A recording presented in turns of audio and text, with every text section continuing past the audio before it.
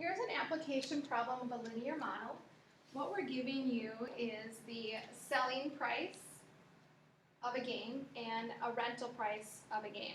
So we have our X column here, and then our Y column there.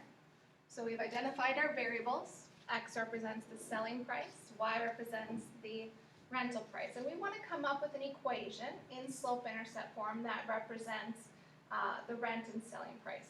So what we're going to do is we're going to find the slope first to find this equation. So if you remember slope, it's the rise over the run.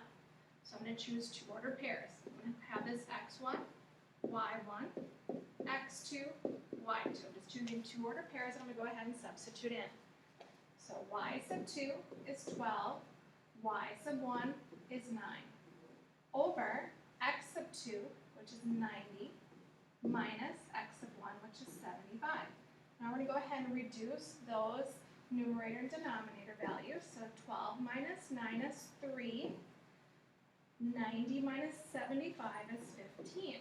So let's reduce that one more time. 3 divided by 15 is 1/5. So what we've done is we found the slope. Now we need to write the equation. So we need to find the b. So in slope-intercept form, y equals mx plus b. We know this piece right here. We know this is a slope of 1/5, but we need to find the y-intercept. So we're going to just choose one point. It doesn't matter which point that you choose. I'm just going to choose this one. I'm going to let the x equal 75 and my y equaling 9. And I'm going to substitute it in to the equation.